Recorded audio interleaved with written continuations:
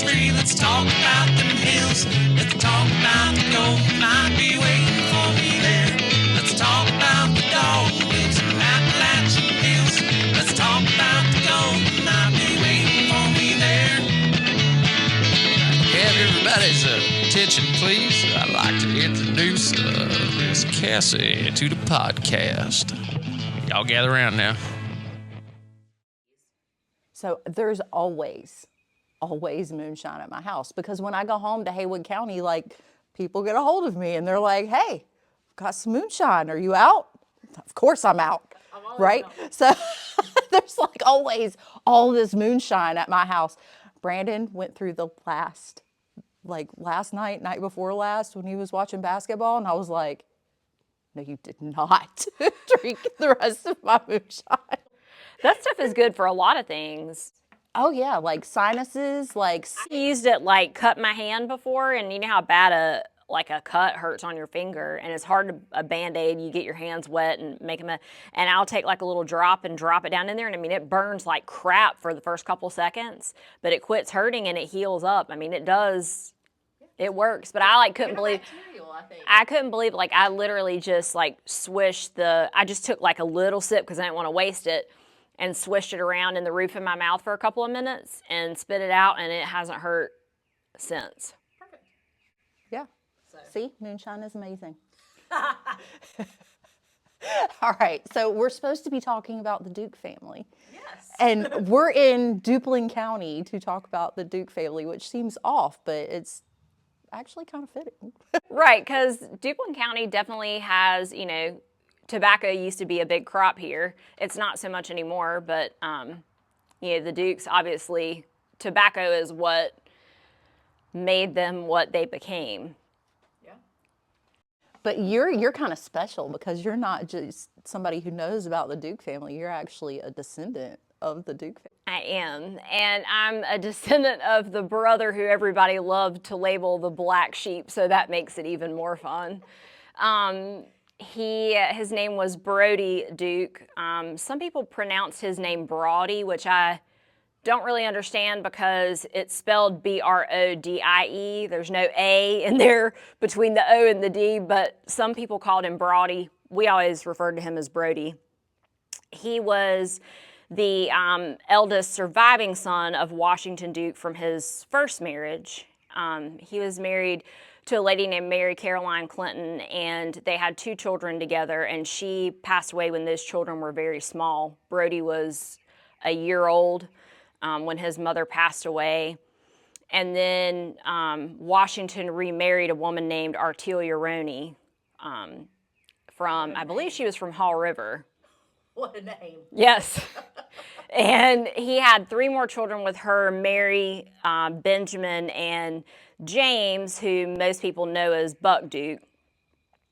And in the late 1850s, Sidney, who was his oldest son from his first marriage, he was around 14. He came down with typhoid. And obviously, you know, back then, there really wasn't any kind of treatment for things like that. And so Artelia took Sidney to her parents' family farm. The intent was to keep the other children from catching it and getting sick. So she took him there to care for him. He died, and within about 10 days of his death, she caught it and she died. So that left Washington with 4 kids, 3 of whom were very small. Buck was the youngest, and I think he was maybe 2 when his mother passed away.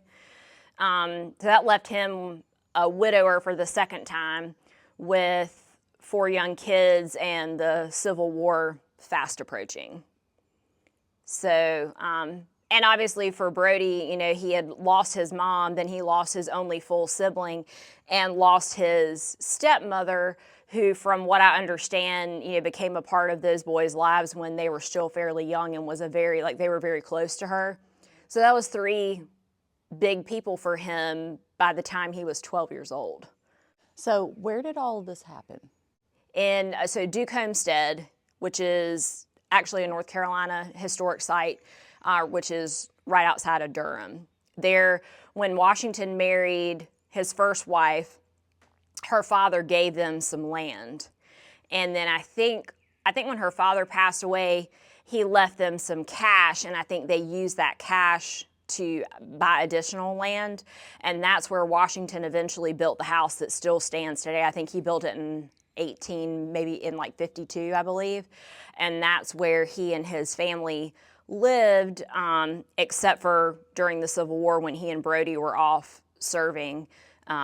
That's where they lived until the family eventually moved into Durham as they got more into the tobacco business. Moved into town, as they call it.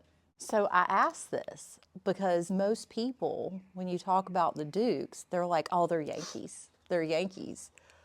But if they were in North Carolina when all of this began, that would suggest that they're not Yankees. They are not Yankees, not anywhere close. I think maybe where that misunderstanding happens is that Buck Duke did eventually move to New York and expand his business to New York. He had a farm in New Jersey, so he did, and eventually he lived in New York full time. And so I don't know if that's where the disconnect comes from, but he was born and raised right here in North Carolina, and it really wasn't until the business started to take off, once they acquired the Bonsack cigarette machine, was when he took off to New York to expand his business. So now you have to tell me about the machine because I don't know anything about this machine. Okay, so the machine, the Bonsack cigarette machine, came about, I believe it was in the 1880s, and it was a gentleman, I want to say he was from Virginia, that developed up until then, cigarettes had to be rolled by hand, which, was very time-consuming, labor-intensive, and you couldn't produce very much. Well, this gentleman comes up with the machine that can roll 200 cigarettes a minute. So there's a big difference in that and having to hire, people to hand roll. And when that machine was developed, Buck worked a deal with him to lease those machines, and I believe at a discount, and I think the gentleman who owned the machines got some royalties off of what was being produced. And the Bonsack machine basically allowed him to dominate the market, and it made it really hard on the smaller businesses who either couldn't afford to lease a machine or whatnot, and still had to depend on people hand rolling, and because that's way more costly from a labor perspective, and you just can't produce as much. And so that's kind of what allowed him to start kind of getting the one up on the tobacco business and eventually building up to it becoming American Tobacco, which pretty much dominated the tobacco market for a good while. Which cigarettes did they produce? They had several different mixtures. I know they had one called Duke of Durham, which actually Brodie's the one who originally came up with that mixture. He is very rarely credited for it, but he was the one who came up with that, and that was one of their most popular, long-lasting mixtures. They had a bunch of different brands. What's funny to me is apparently initially Buck Duke kind of looked down on smoking. He thought it was kind of not sophisticated. He actually thought that chewing tobacco and snuff was more, which is gross to me. I would probably have thought the opposite, but it took him a while to get into, thinking that smoking wasn't like fashionable at that time either, like it was later on. But once he kind of got into it, started being successful with it, and it took off. He basically dominated the tobacco market until he got dismantled by the Supreme Court and the Sherman Antitrust Act, because they determined, I think it was in around 1911 that they actually made him, and they had made him break the company up into several different entities. But he had such a monopoly on especially the cigarette market. And, there were some, I think, unfair business practices going on that allowed him to have that. And so they were like, sorry, buddy, no more. And so he, eventually had to dissolve it down he had to break it up into individual like companies and not have that huge monopoly anymore. So. Oh, wow. I mean, the kind of money we're talking about right now just makes my head spin. Yeah. And that's kind of the like short version. I mean, it was a long process for that family. I mean, and they definitely did not start out. I mean, Washington was the term I think is a Yemen farmer. I mean, he did not come from came from a large family, not a wealthy family. You know, they farmed, and when the Civil War broke out, he was in his 40s, early 40s. And so he really, well, for one, he was actually a Republican his whole life, which was very different back then, as you and I know, from what it is now. And he really didn't agree with secession. So he was not someone who was interested in volunteering to go fight, but he respected his state. And if he were asked, you know, to go, he was going to go. And I think at first he really never expected to have to go because of his age. And then later on in the war, as you know, the Confederacy needed more troops because they were getting wiped out, they upped the draft age. And I think he was like 43 or 44 when he was drafted. And Brodie with him at like 17 or 18. So Washington was drafted into the Confederate Navy. He eventually was captured and in the prison in Richmond. At the end of the war, they released him, shipped him to New Bern, and then from New Bern he walked home, which was like 135 miles. Brodie, meanwhile, he was a very petite, thin, he was described as scrawny, and they said at 17 he was maybe 100 pounds soaking wet. And they said, you know, this kid is not sturdy enough for battle. And so they sent him to Salisbury to be a prison guard at the prison in Salisbury. I don't know, there aren't any like real firsthand accounts from him of what his experience was like there, but I'm sure it was probably not a pleasant one, because that prison has been compared to Andersonville in a lot of the things that I've read about it. And I read one article that said it was designed to house 2,500 prisoners, and by the end of the war, it had over 10,000. So there was a lot of like disease, starvation. It was just not a... And that was right here. Yep, in Salisbury, North Carolina. I'm kind of ashamed of myself. I had no idea. I didn't either until researching more about him and his like history. So after the war, when they both came home, while Washington was in the war, his 3 younger children were sent to live with their Roney grandparents. So when he got back to his farm, it had been ransacked. Pretty much everything had been taken except for a small little barn of tobacco that was missed. And that's where he got into selling the tobacco and, you know, making cigarettes and things like that. His daughter was real young, and I believe she sewed the little pouches for them to sell put the tobacco in and sell it. And he literally went around and started peddling it himself, just trying to make money, you know, for his family and everything. And then eventually it grew, and you know, he is the one who started Washington Duke and Sons and got it going. And he retired, I think, at like 60 maybe. And then Buck's the one who took it and turned it into just this huge, you know, company and bought up all the other companies and everything. Washington wasn't, I don't think, really interested in that. He was real successful, did real well for himself, and that was enough for him. And so he passed it on to Buck, and Buck's the one that took it all the way. So Brodie is the older brother of Buck, right? Right, older half-brother. Okay.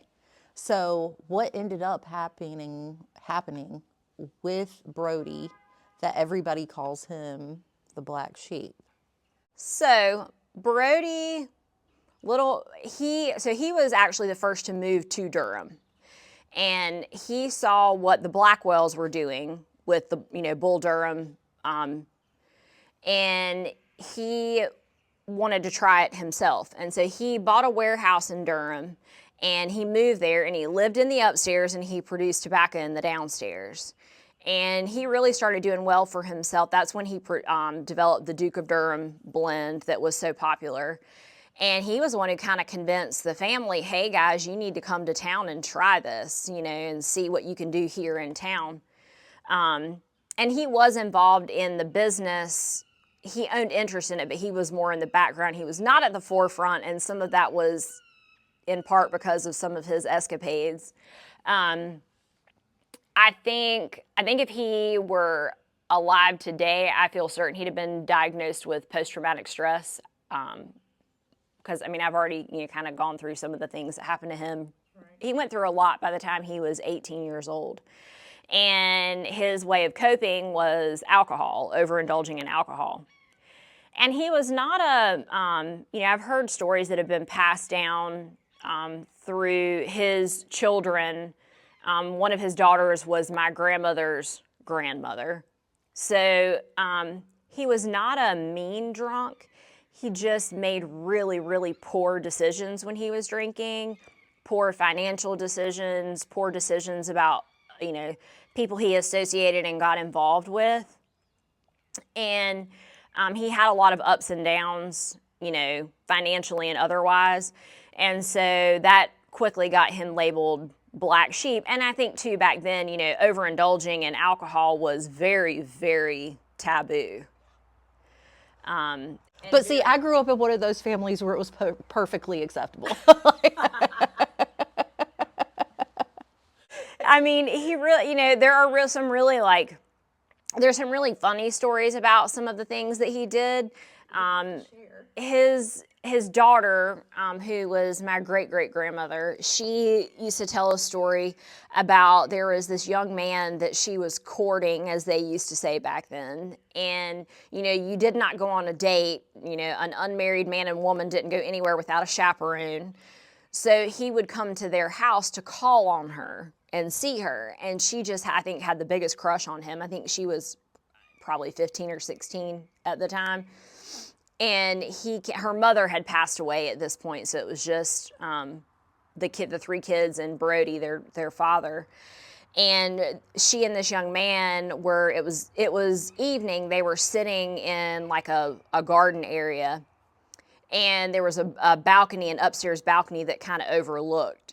And I guess Brodie had been in the bottle, and he came out on the balcony, and he said, "Hamlet, I am thy father's spirit." And he did the entire monologue. And he was pretty drunk. And she said, obviously the young man was stunned, horrified, all of the above. I think it scared him probably. He did not know what to think. And he very nicely excused himself, and she never saw him or heard from him again. So, you know, you imagine being a teenager and your dad doing, how embarrassing, you know, but. I'm from one of those hillbilly families, though. I would have been like, just stand up and clap. Give him an ovation. It's fine. Yeah, it's like easy for me to laugh about it, but I'm sure she didn't find it very, and I think later in life she kind of could like laugh about it, but I'm sure she didn't find it funny at the time. And I mean, I understand that. But yeah, he did a lot of, you know, he did and said a lot of things, and he had a really wicked sense of humor. I've read letters and things that he wrote, correspondence, and it really cracks me up, like some of the things that he says and everything. I'm like, wow, what a witty person he must have been. And there was a woman at one time that I think it was before he got married the first time, there was a woman he was dating, and it was his dad was Washington was very deeply religious, just very, and I don't mean this in a like poking fun way, but he was on the straight and narrow. He was just a teetotaler in every way. And I mean, you know, he was a good guy, but he just, no funny business, you know. And he was Brodie was seeing this woman, and I don't know, I'm not sure what the situation was with her, but apparently she had an unsavory reputation. In what way, I don't know. But I guess Buck had a conversation with him and was like, Dad really doesn't like you seeing this woman, and he's really concerned about it. And Brodie was like, I don't really understand why. And I think Buck made the comment to him something like, well, I've heard that she's kind of made her way around Durham. And Brodie looked at him and said, yeah, well, Durham ain't that damn big. So he was a character. For sure. That's hilarious. So I have to know, what is your connection, or the Duke family's connection, to the creation of Duke University? Do you know?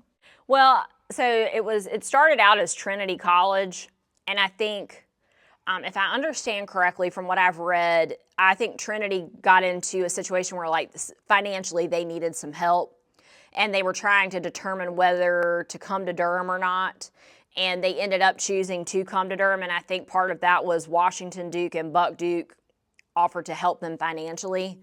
And I think the support over the years of the Duke family led to them eventually changing the name to Duke University instead of Trinity College.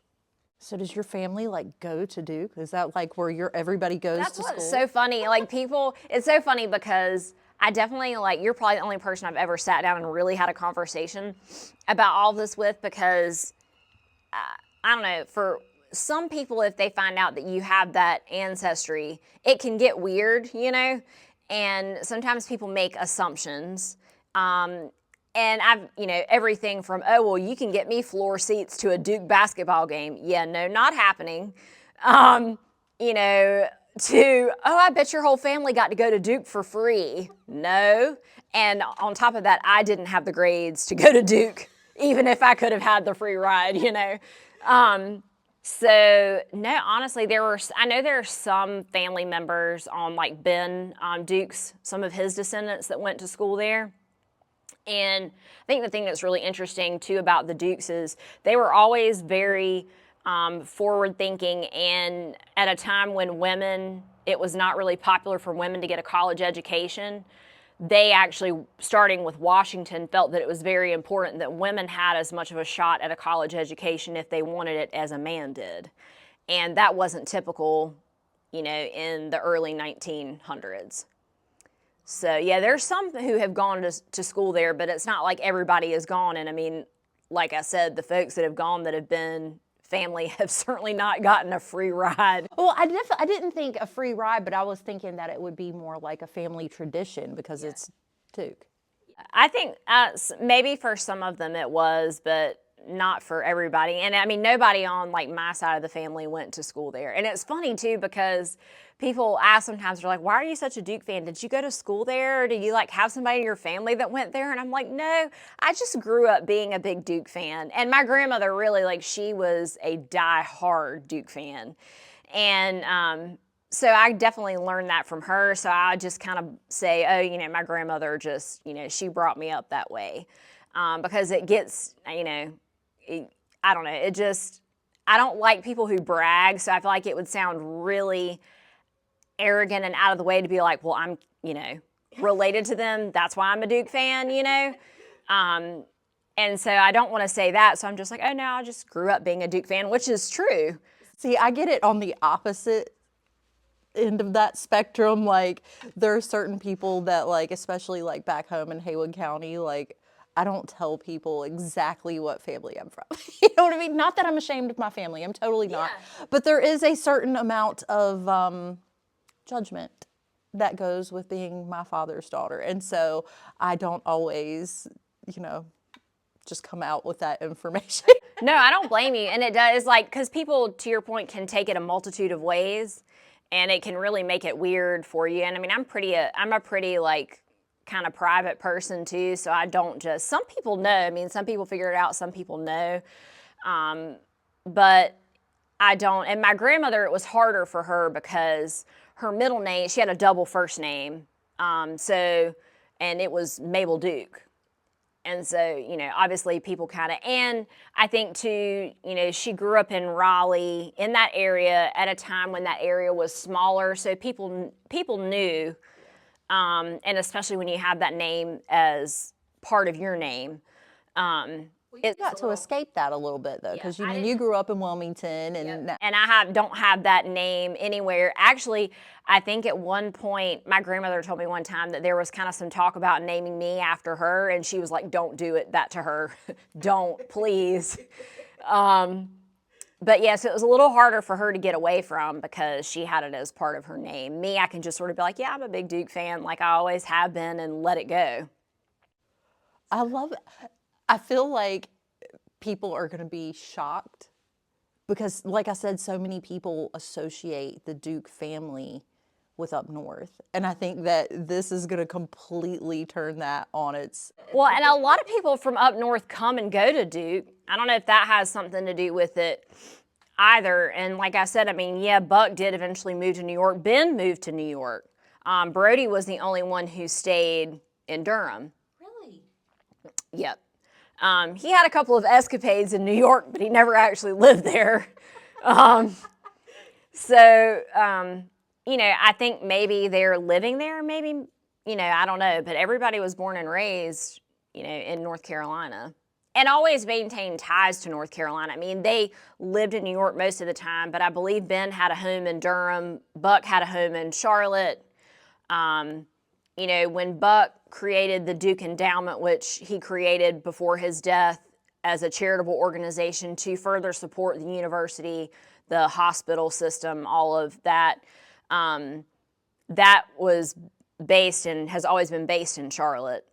And he set that up for the benefit of North and South Carolina. It doesn't benefit any other, states. So it's very clear where his feelings were. Yeah. And I think the only reason South Carolina is included, or the main reason it is because I believe, I don't know as much about him getting into the electric, hydroelectric power, but I believe a lot of that involved South Carolina. Duke Energy is also associated with the Duke family? Yeah. How did I not know that? I'm not as familiar with that, and I want to say, I could be wrong. If I'm wrong, somebody on X will ding me if I get any of this stuff wrong. I'll get corrected and called out. But I believe he got into that when the American Tobacco got split up, is when he started getting into that. And I think that's why South Carolina is included in the endowment he set up, some of the institutions in South Carolina, because of the connection there. Wow. So let's go back to Brodie. What happened with the rest of his life? We talked a lot about him being young. I mean, obviously he was successful, maybe not as successful as his brother Buck, but obviously he was successful. So what did the rest of his life look like? So when he moved to Durham, and had his, got started in the tobacco business. He married a woman named Martha McMahon. Her father, I think, was a minister, and he married Martha. They had 3 children. Uncle Lawrence, my great-great-grandmother, her name was Mabel Duke, and Aunt Pearl were their 3 kids. And so I think he did pretty well as far as staying sober and kind of, a little more, things were a little more stable for him. I think Martha was a very stabilizing, force for him. And then she got sick when the kids were, I think they were probably between 8 and 10, and the oldest maybe 12 or 13. She got sick. I'm not 100% sure what, but she passed away. So that was another, I've definitely been able to connect a lot of his dips or his, or his issues or the little crises he would have with a traumatic event happening to him. And so when she passed, he had a really hard time. And there were a lot of ups and downs for him throughout that. He did, a couple of years later, remarry a woman named Minnie, I think it was Minnie Woodward. She was, I believe, originally from Alabama. I'm not sure how they met. She probably had roots here. I want to say there's a Woodward line in North Carolina. She may have, and I know that his children adored her. It was a very good situation. It was not, and I know from stories that they have told, it was, there was no like evil stepmother type of deal. It was a very good situation. They loved her. She was, I think, a very stabilizing force for them and was really good to them. And they actually had she and Brodie had a son together named Woodward Washington Duke. And all three kids, they were, a good 10 or more years older than him. They absolutely adored him. I think they kind of thought he was their baby too, especially his sisters. And I think Brodie made some bad investments, and particularly in cotton, in some cotton mills, and that got him into some trouble. And I think he got into the booze again, and I think Minnie got to the point where she just was like, I can't.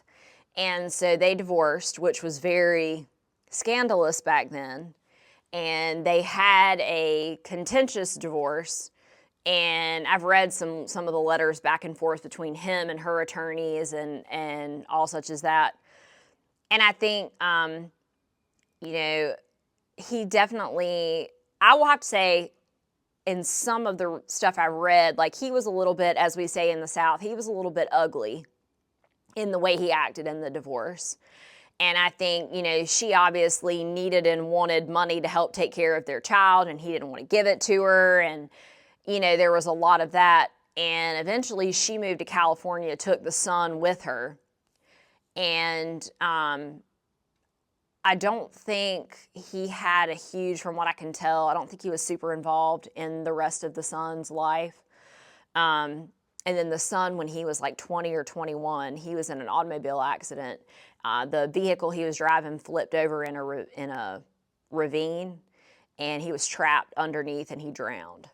So it was like there went another tragedy, another thing to kind of send him over the edge, once again. So it was just, I'm not making like excuses for him, but there's a correlation between him having these crises and having experienced a really traumatic or, painful life event. I don't think that's making excuses. I think that's normal. I think that all humans, right, we go through things and then we react, and some of us react in not so great ways. Been there. Yeah, and I can tell from reading some of the letters that he's written that he was a very emotional, he felt things very deeply, I think. And I would imagine the alcohol probably was to numb some of the pain that he felt. And so, I recently had the chance to be in touch with a lady who actually wrote a book about him recently. And she did a lot of research. It's technically like in the historical fiction genre, because there were some things, she said, she was like, there's some things I took some liberties with, not extremely, but, just to kind of fill in some gaps and everything. And her name's Cora Dara, and the book is Brodie Duke. I think it's The Man, the Myth, the Legend, maybe. Anyway, it's a great book. And she and I talked about how, she said in writing the book and in researching and, learning about his life, how much compassion she felt for him. Because she said, I think he was a good person, and a well-meaning person, but he just really, really struggled. And, then you have all of these things happen that are really challenging events, would be for a strong person to deal with. He really, it was tough for him. And it's interesting because I read a comment that a gentleman who had been a friend of his and knew him made about him when he passed away. And it was, along the lines of he lived a very tempestuous life, and there were so many ups and downs, but throughout all the ups and downs, he just remained a very jovial, upbeat. He was a very resilient person. He would make a bad financial decision, lose a ton of money, but then he would make it back.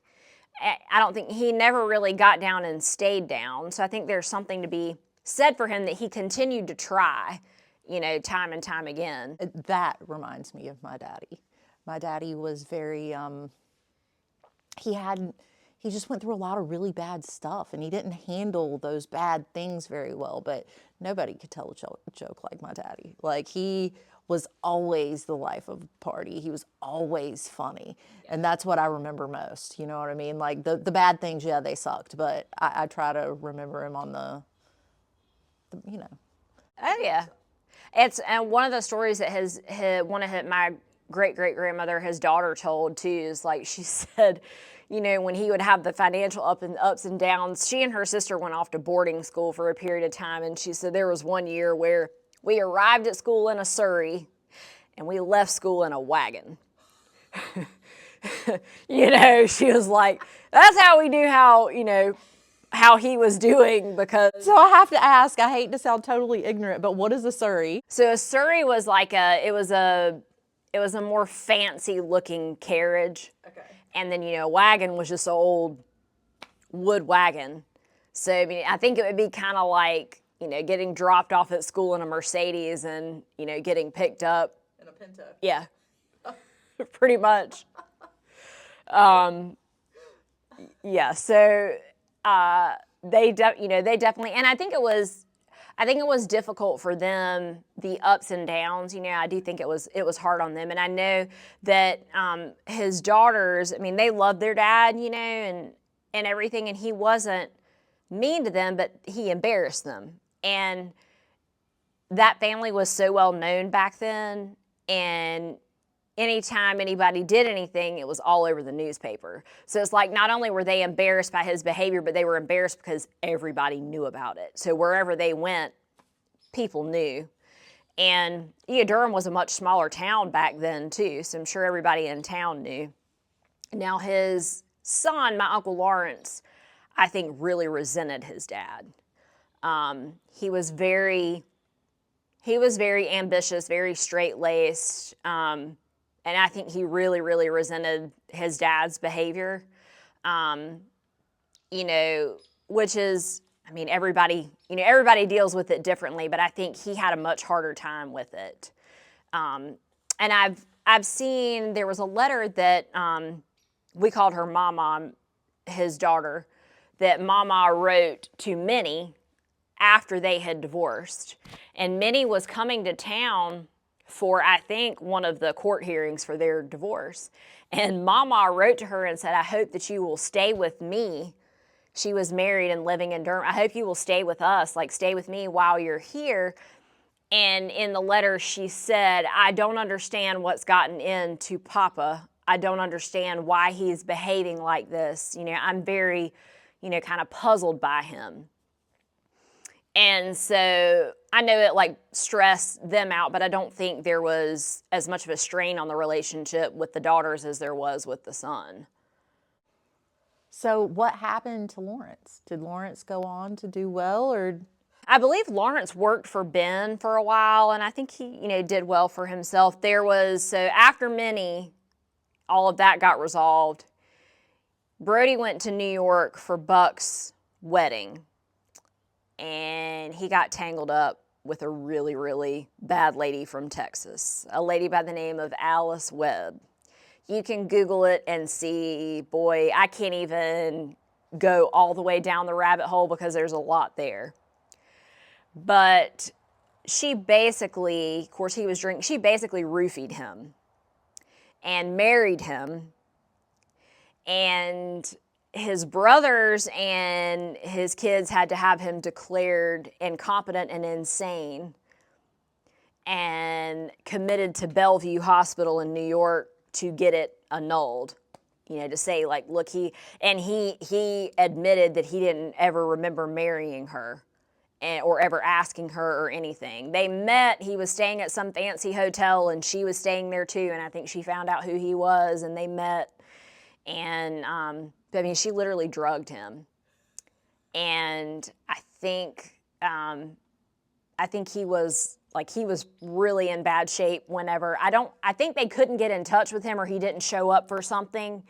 And so I think maybe his son and his brothers or somebody in the family went looking for him. and then found him in his hotel room with this woman, and he was completely and totally out of it, had no idea who he was, where he was, anything. And they got the police involved, got him out of there. It was a mess. So no idea what she gave him? No, but she drugged him. He was already drinking, and then she drugged whatever he was drinking. And so that was another whole mess that ended up in the newspaper that everybody knew about. They got it, annulled and taken care of. And she had a very shady history, a very shady background. And so that was another, it was kind of like, here we go again. And then eventually, the last 9 years of his life, he died in 1919. In 1910, he married a woman named Wylanta Rochelle from Durham. Now, that was controversial because she was so much younger than him. She was younger than his children. They didn't care for that. And I think, they just assumed she was a gold digger. I don't know whether she was or not. I do know that for the period of time he was married to her for 9 years, the period of time that he was married to her, he was happy. His life was more stable. He didn't really, he sobered up and stayed sobered up. So clearly there was something there that was good for him. And I know when Cora wrote the book about him, I believe she went through, because at Duke University, they have archives of certain, family materials. And I believe when Wylanta passed away, all of her written correspondence and everything they ended up with. And I believe she read through some of the letters and correspondence and back and forth from their marriage that's in that collection. And she's actually the one who told me, she asked me, she said, what do you know about Wylanta? And I told her, I said, well, I always thought she was a gold digger, because that's what everybody in my family thought. And she said, well, she said, Brodie's marriage to her was really a very happy marriage, and he really did very well for the period of time he was married to her. So, obviously, whether his children liked it or not, didn't like the age difference, clearly there was something there that was beneficial to him. So is that the same Rochelle family that is from around here? I don't know. I think this woman was from Durham. Okay. I think that's how he met her. And they didn't have any children or anything together. But he was, he did better for that last 9 years of his life when he was married to her. So obviously something was working, going well for. Maybe inappropriately, but it worked. Maybe. It's funny because in that collection, there's a picture of him and her, and in the collection from Duke, and the folks there were kind enough to email me that picture and a couple of him by himself. And I saw the picture of him and her, and I was like, it really is kind of embarrassing. I was like, God, I can only imagine how his kids must have felt, because she looks like she's his granddaughter. I mean, I believe it was close to right at a 40-year age gap. It was very, yes. Oh, that would have been scandalous even back then. Yes, it'd be scandalous now, but it really was back then. So, yeah. So that's why he kind of gets labeled as such. But I tend to. I've actually had a couple of people. One time when I visited the Duke homestead and did a tour and everything, at the end I talked to the person who gave me the tour a little bit and told them that I had some information and why I had it, and if they were interested in it, I'd share it with them.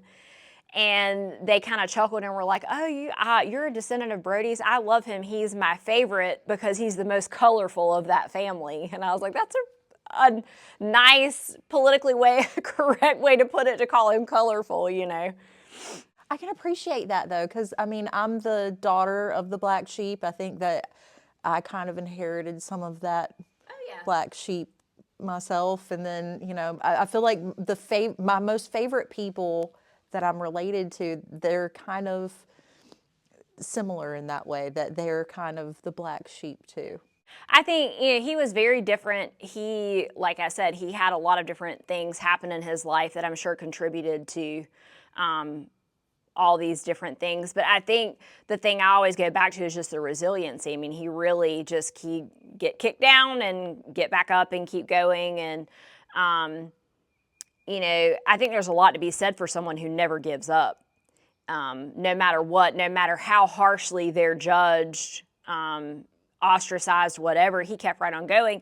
And in one of his letters I read where, he basically says, I have a lot of faults, but I try my best to do what I should do, to do the right thing. And, I'm grateful that, God gives me the chance over and over again to do the right thing. And basically says in a roundabout way, I may not live up to standards of humans, but as long as God is satisfied with me, I really don't care. And I have realized throughout my life that there's nobody who's perfect. That is the most Baptist stance I have ever heard. It's beautiful. I love it. That's how I am. People will get on me for cussing or drinking or whatever. And I'm like, me and God talk every night. We talk every day before I eat. We talk when I wake up in the morning. And I feel very close to Jesus. So if you've got a problem with me, that's who you should take it up with, because that's who I talk to. I feel like he's happy with me. He basically in this letter said, and he wrote it very, apparently, I would have loved to have sat down and had a conversation with him, because he is very, the way he speaks and the things he said and the way he articulated himself in writing was just really, really neat. But that's what he basically said, like, I may not live up to your standards, but I really don't care, because your opinion of me really doesn't matter. And it's interesting because, you wouldn't think of someone who had all of those issues as being a very deeply religious person. But, one of the few things I have of his is I have his Bible. And in the front page of his Bible, written in his hand, says B.L. Duke's book, read carefully and prayerfully. And I have even found pages, I've gone through it very carefully because it's been rebound, but as you can imagine, a almost 200-year-old Bible is very fragile. But I've gone through and even found passages where he had taken a pencil and underlined something. So he very clearly, and he had, the old Bibles have the family record in them. I don't think they make them like that anymore. No, but they should. They should, and that's I feel like that's such a Southern thing. But, in there, in his handwriting is, the marriage when he married Martha and the date, and his and her birth dates, and his children's birth dates, and his grandchildren's birth dates.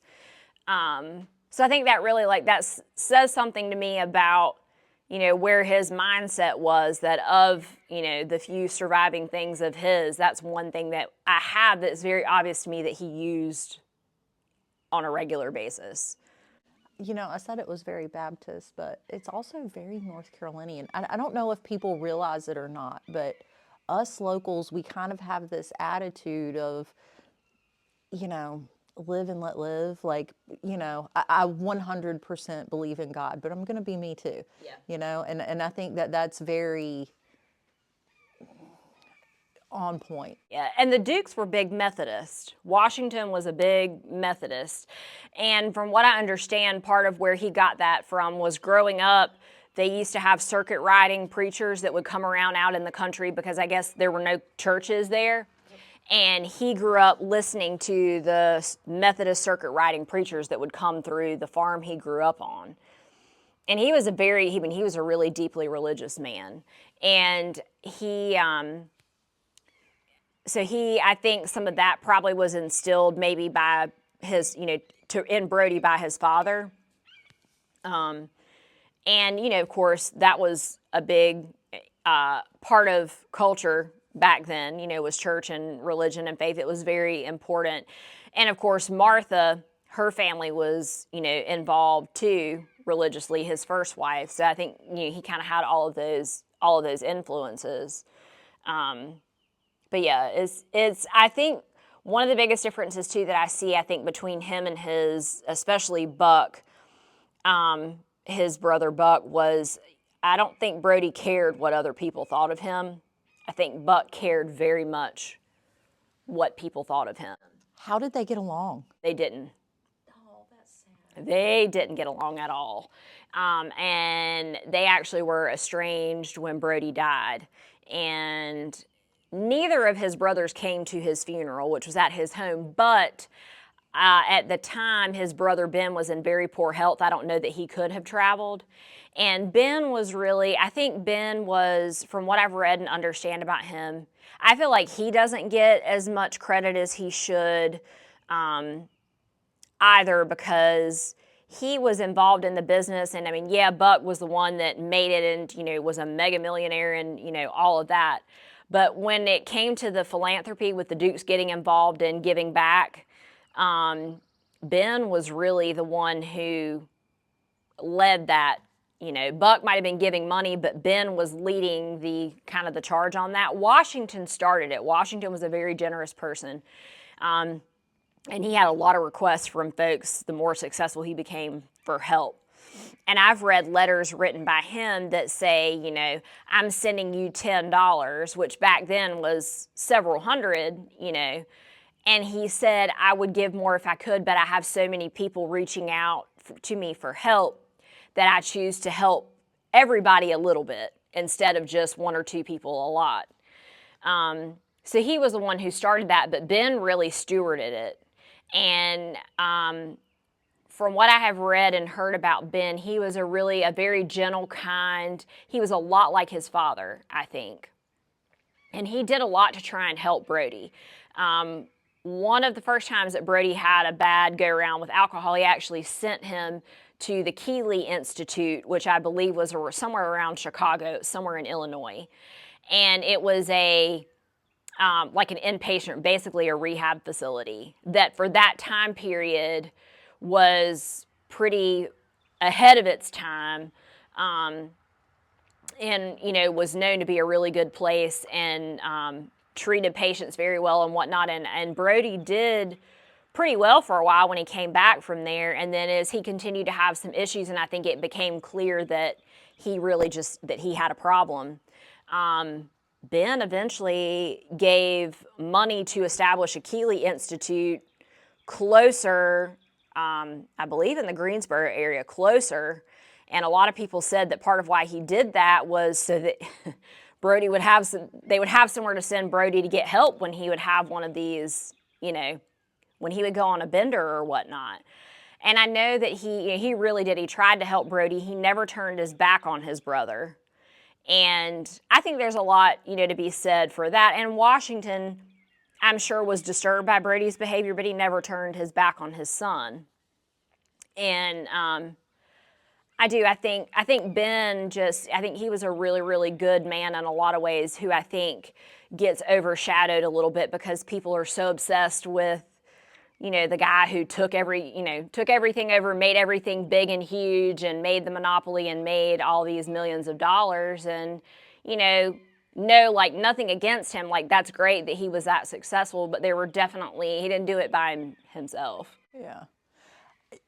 I was just thinking, for those of us who aren't related to the Dukes, we think of the Duke family as like the Vanderbilts of North Carolina, right? I mean, like, here's this family that just blew up and they're from right here. So, I mean, I kind of get it. The star-studded kind of, Yeah. Very much. I mean, people are fascinated by him. His daughter, bless her heart, Doris, people were obsessed with her. And, he died when she was, I think, 11 or 12. And she inherited a ton of money at a young age. And people were very obsessed with her. And I think, it was really hard for her to live a normal life because, by that point, she lived through the period of time where you had paparazzi and people trying to take your picture and all in your business, which I know they were that way for the Dukes, but it was much worse, as time went on. And I think it was really tough on her. She was a very private person, and I think part of that was you know, I'm sure it was hard for her to know who to trust sometimes. Yeah. So, and please excuse my ignorance, but is the Duke family, part of your family, still very prominent in that way? So I don't think there's anyone who's like big and involved in all that. I mean, nobody owns any of that. The family doesn't own any of that anymore. The Duke endowment, that's the charitable part, and I know there was a Darcy Duke Charitable Foundation. Darcy didn't have any children, so like there was nobody to inherit.